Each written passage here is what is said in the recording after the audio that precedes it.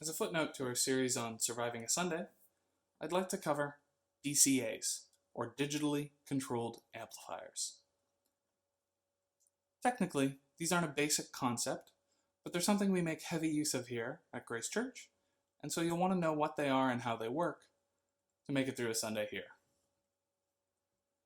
So, what a DCA does is basically sits between each channel and the main output and adjusts the volume one last time before we send it out. So when I grab this mic volume, it doesn't actually move the faders of each individual mic, but they'll be quieter before they head out. I've actually brought along handheld one again to show this off. So as you can see, when I grab this and pull it down, it becomes a lot quieter, and when I push it back up again, loud. But this doesn't affect this main output here, or the sound in anyone's monitor. Now, you can also mute a DCA, and this has the benefit of serving as what's called a soft mute.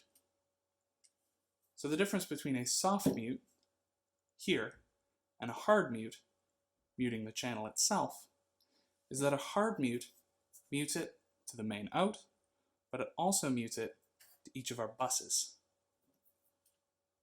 When I grab handheld one again, you can see that each monitor still has our signal.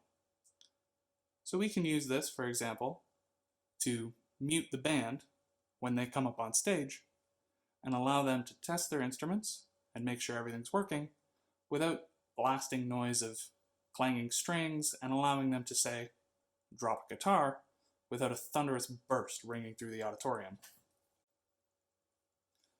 Now, another thing to realize about a DCA is that it's not a channel.